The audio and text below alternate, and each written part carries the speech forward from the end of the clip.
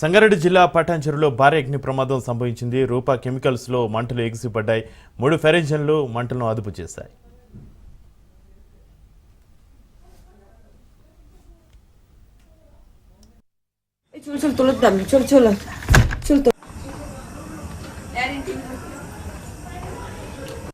तो भाभी लोग किमान ऊपर जाए ऐसा ये बाप रे बहुत जुरे itu tuh चल चल तुलत दम चल चल चल तो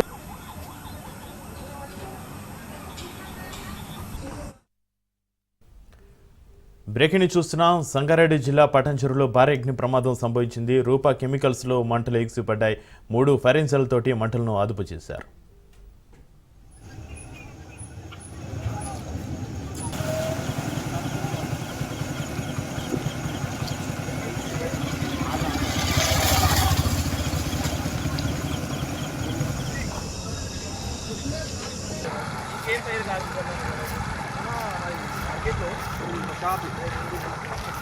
ఇట్లా అంకుల్ ఒక పెట్టింది అంకుల్ ఇట్లా ఇట్లా ఇట్లా అట్లా ఎడుకుతో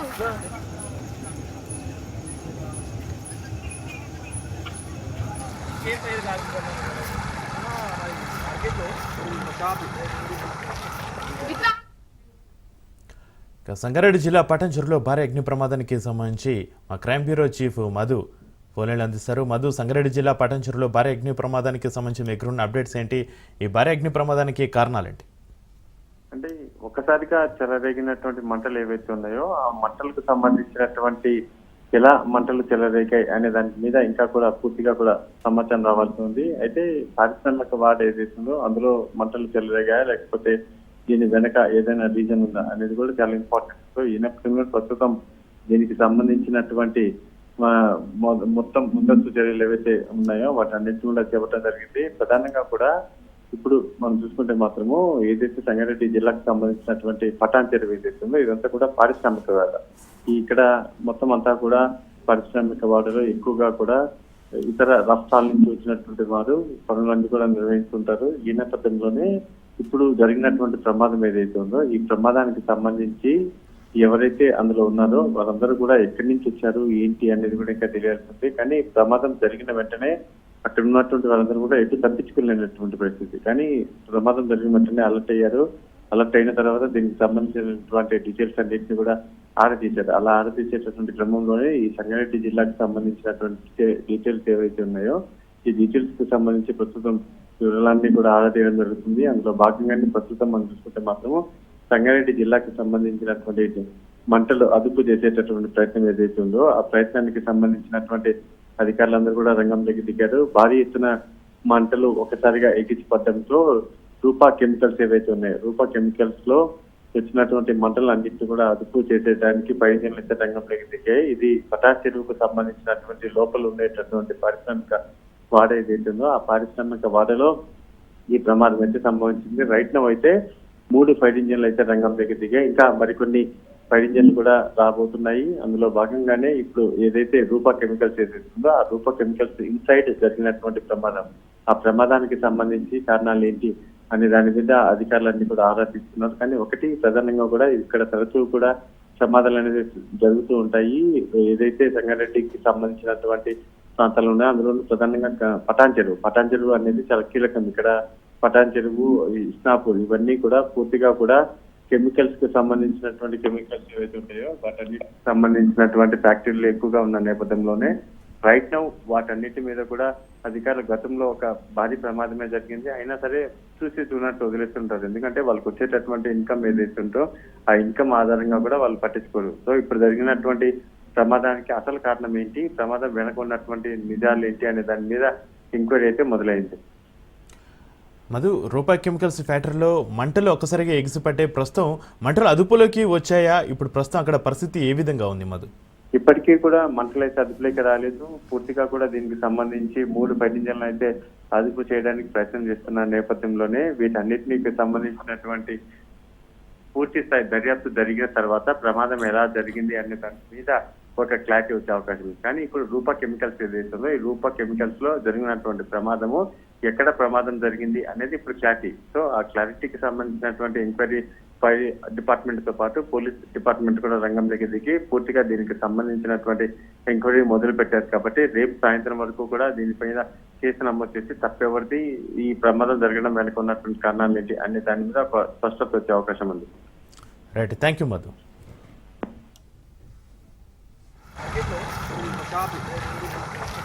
ఇట్లా అంకుల్ ఇట్లా ఎడుకుతావు.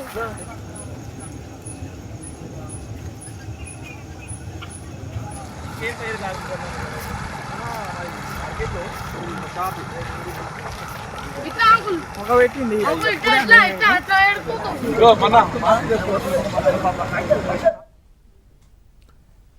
ఫీజు రియంబర్స్మెంట్ బకాయిలు వెంటనే చెల్లించాలని డిమాండ్ చేశారు ప్రైవేటు విద్యా సంస్థల యాజమాన్య సమైక్య చైర్మన్ రమేష్ బాబు. కాలేజీలకు రావాల్సిన ఫీజు రియంబర్స్మెంట్ బకాయిలను అడిగితే విజిలెన్స్ ఎంక్వైరీ ఆదేశిస్తారా అంటూ మండిపడ్డారు. రేపటిలోగా 900 కోట్ల రూపాయల బకాయిలు ప్రభుత్వం చెల్లించకపోతే రేపటి నుంచి నిరవధిక బంద్ నిర్వహిస్తామని ప్రభుత్వాన్ని హెచ్చరించారు రమేష్ బాబు. నవంబర్ 10వ తేదీన 10 లక్షల మంది విద్యార్థులతోటి హైదరాబాద్లో నిరసన తెలియజేస్తామన్నారు. నిరసన అనంతరం ఎమ్మెల్యేలు, మంత్రులు, ఎంపీల ఇండ్లు ముట్టడిస్తామని స్పష్టం చేశారు రమేష్ బాబు.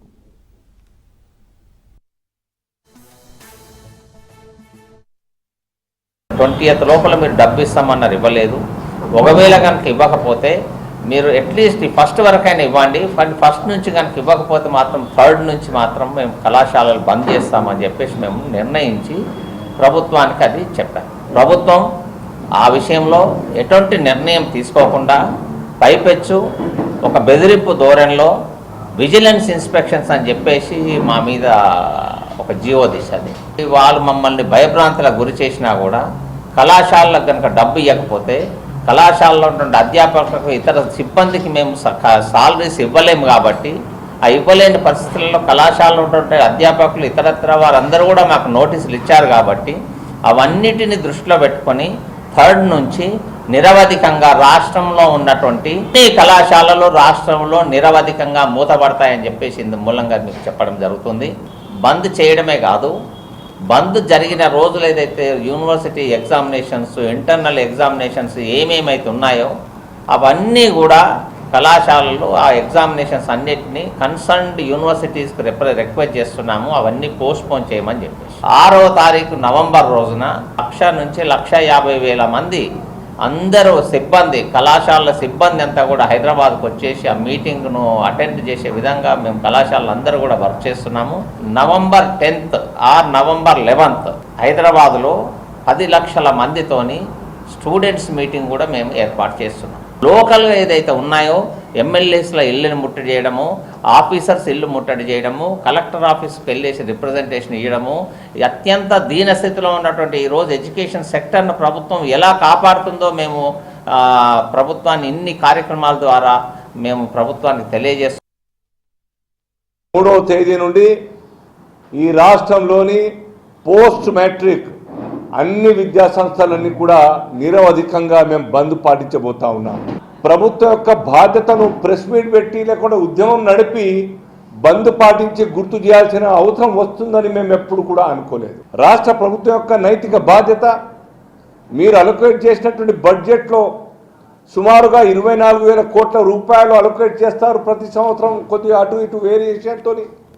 కానీ గ్రౌండ్లోకి వచ్చేసరికి ఏ మాత్రంగా కూడా వాటిని అమలు చేయకుండా ఈ రకంగా వేలాది విద్యాసంస్థల్ని ఇబ్బంది పాలు చేయడం కారణంగా ఒక్కసారి ఆలోచించండి, విద్యా ప్రమాణాలు ఏ విధంగా దెబ్బతింటున్నాయో చూడండి. గౌరవ ఎమ్మెల్యేలందరికీ మీ ప్రాంతంలో ఉన్నటువంటి ఒక విద్యార్థుల యొక్క భవిష్యత్తు కాపాడడం కోసం, ఆ పేరెంట్స్ యొక్క మెంటల్ ఎగోని దూరం చేయడం కోసం మీరంతా ఎమ్మెల్యేలంతా కూడా ప్రభుత్వం మీద ఒత్తిడి పెంచాలి. టోటల్ వ్యవస్థను మాత్రం ఏ కోశాన కూడా భయపెట్టలేరు, భయపెట్టి విజయాన్ని సాధించలేరు. మీ యొక్క ఆ ఆలోచనను విరమించుకొని ఈ యొక్క కాలేళ్లకు డబ్బులు ఇచ్చి, బకాయిలు ఇచ్చి మరి సహకరించాల్సిందిగా కోరుతా ఉన్నా. లండన్ చేరుకున్న సీఎం చంద్రబాబు దంపతులకు అక్కడి తెలుగు కుటుంబాలు ఘన స్వాగతం పలికారు. వ్యక్తిగత పర్యటన నిమిత్తం వెళ్లిన సీఎం చంద్రబాబు భువనేశ్వర్తో ఆప్యాయంగా పలకరించారు. ఈ నెల 4వ తేదీన ప్రతిష్టాత్మక సంస్థ ఐబోడి నుంచి భువనేశ్వరి 2 అవార్డులు అందుకొనున్నారు. ఎన్టీఆర్ ట్రస్ట్ మేనేజింగ్ హోదాలో ప్రజాసేవ, సామాజిక ప్రభావంలో distinguished fellowship 2025 award, excellence in corporate governance విభాగంలో హెరిటేజ్ ఫుడ్స్ సంస్థ VCMD హోదాలో గోల్డెన్ పికాక్ అవార్డును ఆమె అందుకోబోతున్నారు.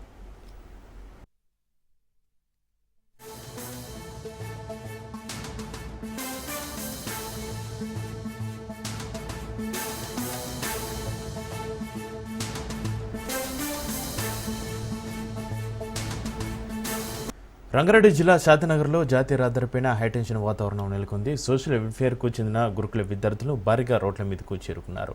ప్రిన్సిపల్ శైలజ తమను వేధిస్తుందని, ఆమెను వెంటనే సస్పెండ్ చేయాలని డిమాండ్ చేస్తూ విద్యార్థులు నిరసనకు దిగారు. నాగర్ కర్నూలు గురుకుల హాస్టల్ విద్యార్థులు ధర్నా చేపట్టారు. ప్రిన్సిపల్ తమను వేధింపులకు గురి చేస్తున్నారని వందలాది విద్యార్థులు రోడ్డుపై బైఠాయించి నిరసన వ్యక్తం చేశారు.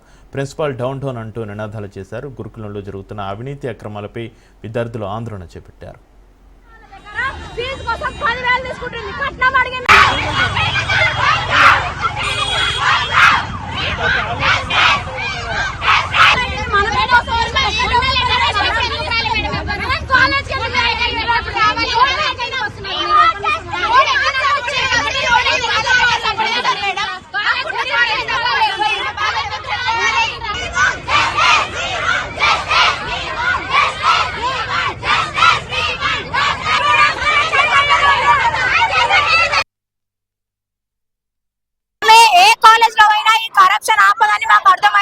ఇంత ముందు కూడా సూర్యాపేట కాలేజ్ లో బీర్లు తాగుతున్నారని చెప్పేసి ఇష్యూ మీ అందరికి తెలిసే ఉంటది. ఆ ఇష్యూ అయినాక మా దగ్గరికి ట్రాన్స్ఫర్ చేస్తే మా దగ్గరకు వచ్చి 1 year అయిపోతుంది సార్. వచ్చినప్పటి నుంచి మెస్ లో నుంచి సామాన్లు తీసుకోవడం, పెళ్ళైన వాళ్ళ దగ్గర ఫీజు కలెక్ట్ చేయడం 10,000. ఒక ఆమె పెళ్లి కట్నం ఎంత పెట్టినావు అంటే ఒక సర్టెన్ అమౌంట్ చెప్తే అన్న నుంచి నాకు సగం ఇయ్యు పైసలు, నువ్వు ఎగ్జామ్ రాయాలంటే అంత సగం పైసలు ఇవ్వాలని డిమాండ్ చేస్తుంది సార్.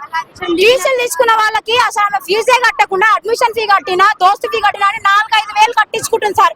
అది కూడా డైరెక్ట్ ఆమె కొట్టించుకోదు, హౌస్ మేడం వాళ్ళకి కొట్టించుకొని ఆమె అకౌంట్ కి ట్రాన్స్ఫర్ చేయించుకుంటది.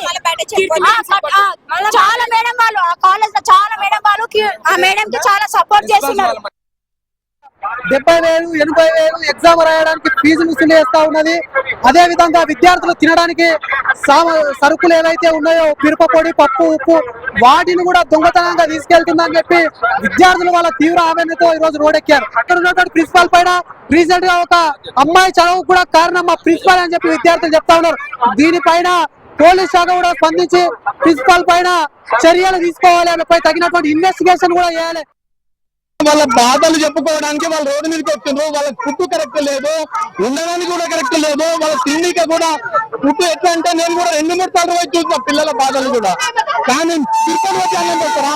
గవర్నమెంట్ ఇస్తలేదు పైసలు పిల్లలకు. అట్లా కొట్టడానికి కారణం ఏందన్నా అర్థం కాలేదు. ఆమె కొట్టడానికి ఎవరు? పిల్లల్ని కొట్టడానికి ఆమెకి ఏం సంబంధం ఉండి కొట్టింది?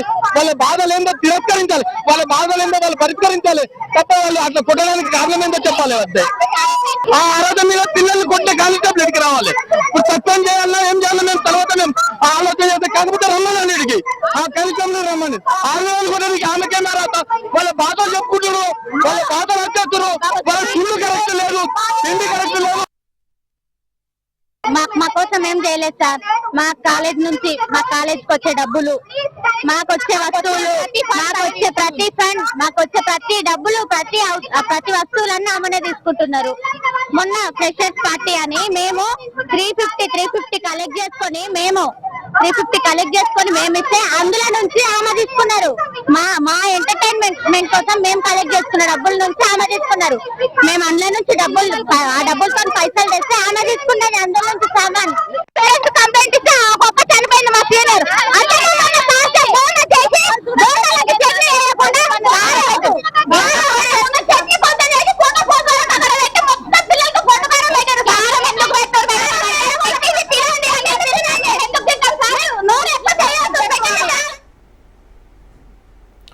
తిరుపతి జిల్లా వెంకటగిరిలో లేడీ డాన్ అరుణ భర్త భాగ్యరాజు దౌర్జన్యాలు బయటపడుతున్నాయి. భాగ్యరాజు కుటుంబ సభ్యులపైన అరవ సునీత తీవ్ర ఆరోపణలు చేసింది. మూసేపెట్టులో తనకు చెందిన స్థలాన్ని తమ కుటుంబానికి చెందిందంటూ లేడీ డాన్ అరుణ భర్త తనపైన దౌర్జన్యం చేసి దాడి చేస్తున్నారని మండిపడింది. ఆ స్థలానికి సంబంధించిన అన్ని రిజిస్ట్రేషన్ డాక్యుమెంట్లు, ఆధారాలు తన వద్ద ఉన్నాయని స్పష్టం చేసింది. తన స్థలంలోకి తాను వెళ్తుంటే అడ్డుకుంటున్నారని ఆగ్రహం వ్యక్తం చేసింది. పోలీస్ స్టేషన్లో ఫిర్యాదు చేసినా పట్టించుకోవడం లేదని CM Chandrababu Naidu, deputy CM Pawan Kalyan తనకు న్యాయం చేయాలంటూ బాధితురాలు అరవ సునీత ఆవేదన వ్యక్తం చేసింది.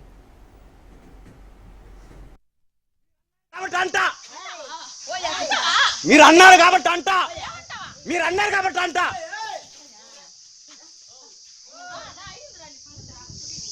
నీకు మా పద్ధతిలో నువ్వు కూడా అదే చేయి, ఆ పని చేయి.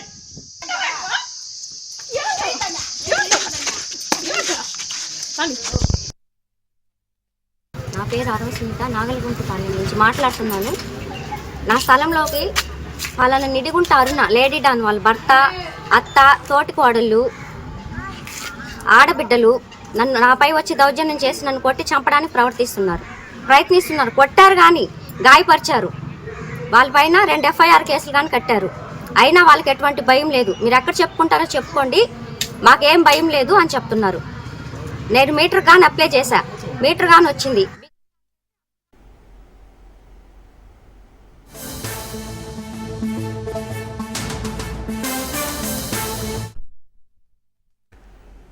Congress party working president Jaggareddy కీలక వ్యాఖ్యలు చేశారు. కాంగ్రెస్ పార్టీకి, కాంగ్రెస్ ప్రభుత్వానికి చెడ్డ పేరు తీసుకురావాలని కొంతమంది హైడ్రా అధికారులు పనిచేస్తున్నట్లుగా అనుమానం కలుగుతుంది అన్నారు.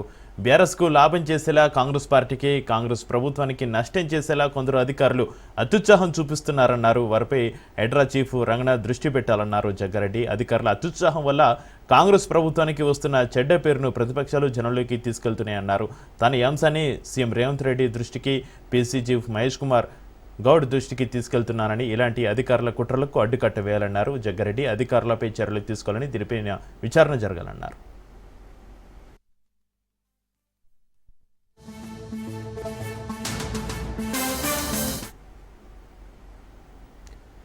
జూబ్లీహిల్స్ కాంగ్రెస్ అభ్యర్థి నవీన్ యాదవ్ను ఓడించేందుకు హైడ్రాను అడ్డం పెట్టుకుని బీఆర్ఎస్ అనుకూల అధికారుల సహకారంతో బీఆర్ఎస్ పార్టీ ప్రయత్నం చేస్తున్నట్లుగా కనిపిస్తుందన్నారు Congress party working president Jaggareddy.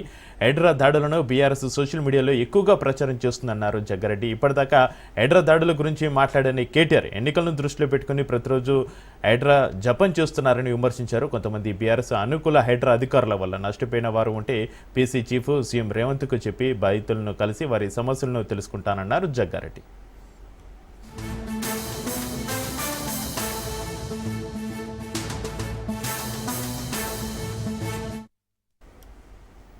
Congress party working president Jaggareddy కీలక వ్యాఖ్యలు చేశారు. కాంగ్రెస్ పార్టీకి, కాంగ్రెస్ ప్రభుత్వానికి చెడ్డ పేరు తీసుకురావాలని కొంతమంది హైడ్రా అధికారులు పనిచేస్తున్నట్లుగా అనుమానం కలుగుతుంది అన్నారు. బీఆర్ఎస్కు లాభం చేసేలా కాంగ్రెస్ పార్టీకి, కాంగ్రెస్ ప్రభుత్వానికి నష్టం చేసేలా కొందరు అధికారులు అత్యుత్సాహం చూపిస్తున్నారన్నారు. వారిపై హైడ్రా చీఫ్ రంగనాథ్ దృష్టి పెట్టాలన్నారు జగ్గారెడ్డి. అధికారుల అత్యుత్సాహం వల్ల కాంగ్రెస్ ప్రభుత్వానికి వస్తున్న చెడ్డ పేరును ప్రతిపక్షాలు జనంలోకి తీసుకెళ్తున్నాయన్నారు. తాను ఈ అంశాన్ని సీఎం రేవంత్ దృష్టికి, పీసీ చీఫ్ మహేష్ గౌడ్ దృష్టికి తీసుకెళ్తానని, ఇలాంటి అధికారుల కుట్రలకు అడ్డుకట్ట వేయాలన్నారు జగ్గారెడ్డి. అధికారులపై చర్యలు తీసుకోవాలని, దీనిపైన విచారణ జరగాలన్నారు.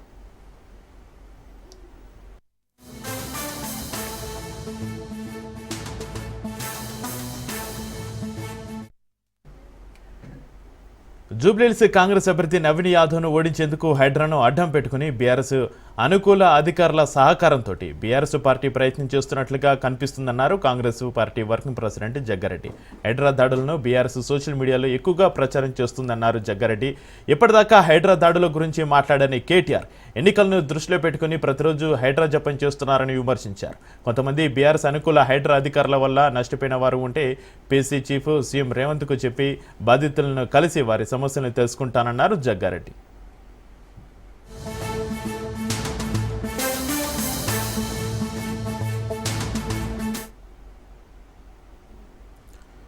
ఆంధ్రప్రదేశ్లోని నెల్లూరు జిల్లాలో తీవ్ర విషాదం నెలకొంది.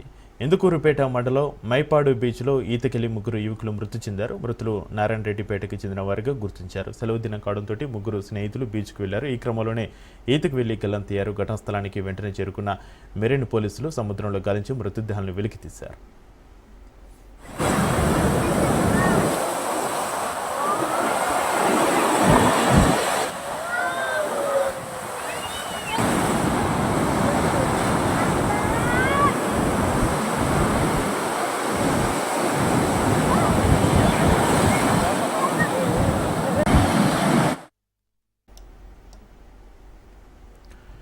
ఆటోల ద్వారా పల్లెలకు మద్యం సరఫరాపైన రాజ్ న్యూస్ కథనంతో రాష్ట్ర ఎక్సైజ్ శాఖ ఉన్నతాధికారులు స్పందించారు. కడప జిల్లా బద్వేలు ప్రాంతంలోని ప్రతి పల్లెలో విచ్చలవిడిగా బెల్ట్ షాపులపైన 2 రోజుల క్రితం రాజ్ న్యూస్లో వరుస కథనాలు ప్రచురితమయ్యాయి. దీంతో స్పందించిన అధికారులు రాష్ట్ర excise task force CI Viswanath Reddy ఆధ్వర్యంలో బద్వేల్లోని బెల్ట్ షాపులపైన విచారణ చేపట్టారు. తెల్లవారుజాము నుంచి వైన్ షాపులు, బార్ల నుంచి ఆటోలో తరలి వెళ్తున్న మద్యం బాటలపైన ఆరా తీశారు. మరోవైపు బద్వేలు ఎక్సైజ్ సిఐ సీతారామరెడ్డిపై పూర్తి స్థాయి నివేదిక ఇవ్వాలని రాష్ట్ర ఎక్సైజ్ ఉన్నతాధికారులు కోరినట్లుగా సమాచారం.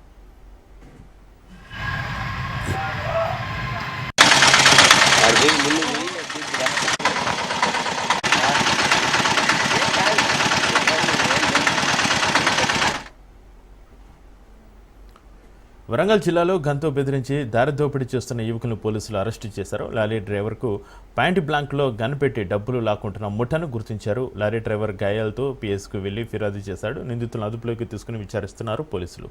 3 యువకులు హైదరాబాద్లో పిస్టల్ కొన్నారు. హైవేలపై లారీలను టార్గెట్ చేసుకుంటోంది ఈ ముఠ.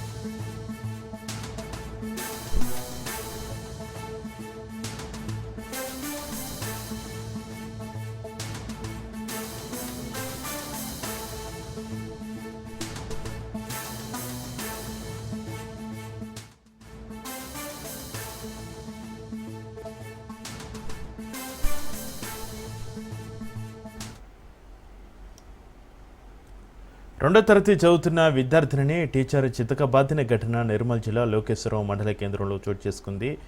అమెరి కిడ్స్ స్కూల్లోని క్లాస్ రూమ్లో 2 విద్యార్థులు గొడవ పడగా కోప ఉద్రిక్తుడైన టీచర్ బాలిక వీపు భాగంలో విచక్షణ రహితంగా కొట్టారు. గాయాలను గుర్తించిన తల్లిదండ్రులు పోలీస్ స్టేషన్లో ఫిర్యాదు చేశారు. స్కూల్పై చర్యలు తీసుకోవాలని వారు డిమాండ్ చేస్తున్నారు. సెకండ్ క్లాస్ పాప వాళ్ళ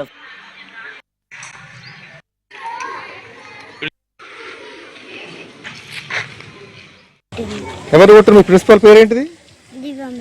దివ్య. ఏ స్కూల్ మీది? లోకేశ్వరమా? ఓకే.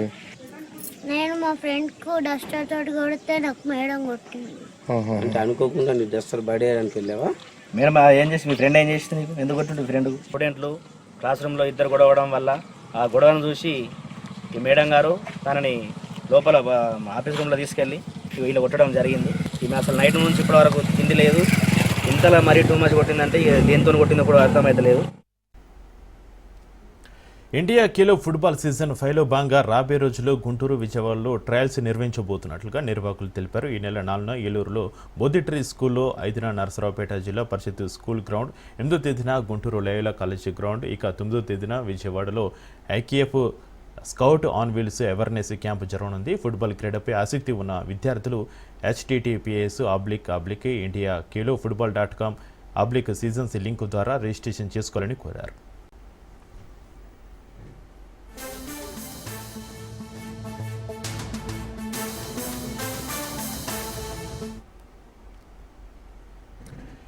ఏపీ టూరిజం శాఖ రాజ్ న్యూస్ తెలుగు సంయుక్త ఆధ్వర్యంలో IKF scout on wheels football టోర్నమెంట్ను ఘనంగా నిర్వహించనున్నారు. ఈ కార్యక్రమం ద్వారా ఐకేఎఫ్ నిపుణులు నేరుగా గ్రామ, పట్టణాల స్థాయిలో పాఠశాలలకు వెళ్లి ప్రతిభావంతులైన క్రీడాకారులను గుర్తిస్తారు. రాజమండ్రి ప్రభుత్వ ఆర్ట్స్ కాలేజీలో విద్యార్థులతో చాగలు పరిసర ప్రాంతాల నుంచి వచ్చిన క్రీడాకారులతోటి ఐకేఎఫ్ ఆధ్వర్యంలో మీరు ఆడండి, మేము మీకు అవకాశం ఇస్తున్న కార్యక్రమానికి సిద్ధమవుతుంది. 45 రోజులు 7 నగరాలు 10 పట్టణాలు ఫుట్బాల్ ఆటగాళ్ల కోసం వేట అవగాహన కార్యక్రమం నిర్వహించారు. IKF scout on wheels Andhra Pradesh ఆధ్వర్యంలో టూరిజం శాఖ రాజ్ న్యూస్ తెలుగు సంయుక్తంగా ఈ కార్యక్రమాన్ని నిర్వహిస్తున్నాయి. ఇక రాజమండ్రి ఆర్ట్స్ కళాశాల గ్రౌండ్ నుంచి మరింత సమాచారాన్ని మా ప్రతినిధి సతీష్ అందిస్తారు. జిల్లా ఐకేఎఫ్ టీమ్ అయితే ఇక్కడికి తూర్పుగోదావరి జిల్లా రావడం జరిగింది. దీనికి సంబంధించి అంటే ఇక 45 రోజుల్లో అవేర్నెస్ ప్రోగ్రామ్ సంబంధించి ఇవాళ రాజమండ్రిలో అయితే జరుగుతుంది. ఇక్కడ మరిన్ని వివరాలు అడిగి తెలుసుకుందాం. సార్ చెప్పండి, రాజమండ్రిలో ఏ విధంగా పిల్లలందరూ గ్యాదర్ అయ్యారు, వాళ్ళు ఎటువంటి మీరు ప్రదర్శిస్తున్నారు, ఈ టీమ్ లో ఎంతమంది సెలెక్ట్ చేయగలుగుతున్నారు? So tiger IKF scout on wheels program ఆదివారం రోజు వైజాగ్ లో సక్సెస్ఫుల్ గా ఫినిష్ చేసుకుని ఈ రోజు రాజమండ్రిలో ఉన్నాము. రాజమండ్రిలో ఇది మొదటిసారి చేయడము. ఆల్మోస్ట్ మనకి ఈ రోజు 100 పిల్లలు అటెండ్ అవుతున్నారు. సో వాళ్ళల్లో టాలెంటెడ్ ఉన్న వాళ్ళని ఎక్కువ మందిని సెలెక్ట్ చేసి నెక్స్ట్ రౌండ్ కి పంపిస్తామని ఆశిస్తున్నాము. అండ్ ఈ రోజు మనకి రాజమండ్రిలో ఫస్ట్ టైం చేయడానికి tiger capital, Raj news, AP government tourism, east Godavari football association, ఇక్కడ ఈ రోజు మనకి ప్రెసిడెంట్ రాజశేఖర్ గారు ఉన్నారు. వీళ్ళందరి సపోర్ట్ తో మనకి ఆల్మోస్ట్ 100 మంది పిల్లలు వచ్చారు, ఫుట్బాల్ ప్లేయర్స్ వాళ్ళ టాలెంట్ ని చూపించడానికి. And also coaches and parents వాళ్ళని తీసుకొచ్చి చాలా సపోర్ట్ చేస్తున్నారు మనకి. సో చాలా సక్సెస్ఫుల్ గా అవుతుంది ఈ రోజు ప్రోగ్రామ్. దీనికి సంబంధించి అంటే ఇక్కడ చాగల్ నుంచి కూడా కొంతమంది స్పోర్ట్స్ ఇక్కడికి వచ్చారు, వాళ్ళ గైడెన్స్ తీసుకుని మాటలు తెలుసుకున్నాం. సార్ చెప్పండి madam. Thank you sir, thank you very much. నా పేరు విజయలక్ష్మి. నేను చాగల్ హై స్కూల్ నుండి పీడిగా వచ్చేసి పిల్లల్ని తీసుకురావడం జరిగింది. ఈ ప్రోగ్రామ్ ఫస్ట్ టైం ఇక్కడ పెట్టడం జరిగిందండి.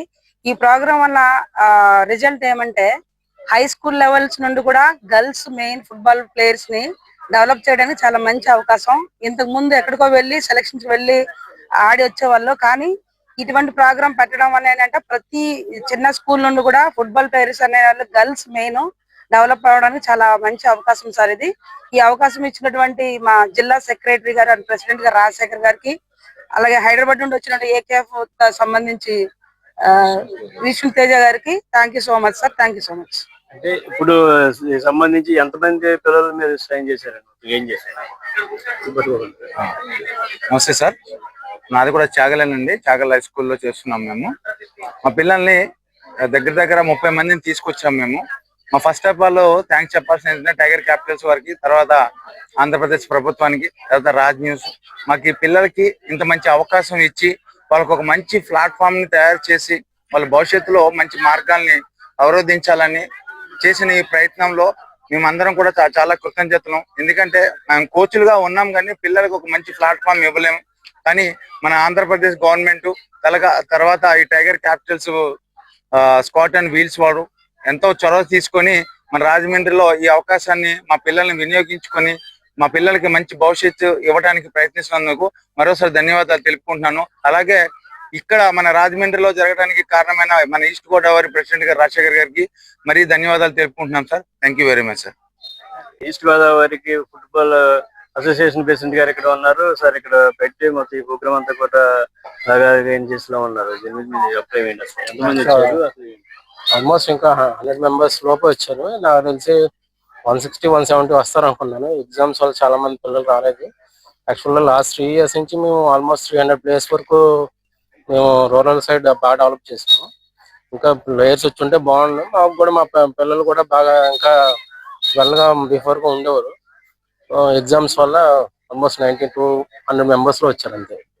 సో నెక్స్ట్ టైం వచ్చినప్పుడు ఇంకా బెటర్ గా ఇస్తాం. 150-200 మంది ఉన్నారు, ఆల్రెడీ ప్లేయర్స్ ఉన్నారు. మాకు అందరు నేషనల్స్ ఆ లెవెల్లో ఉన్న ప్లేయర్సే మనకి ఈస్ట్ గోదావరిలో ఎక్కువ ఉన్నారు. నేను వచ్చిన తర్వాత ఆల్మోస్ట్ 25 ప్లేయర్స్ మేము గుర్తించాం.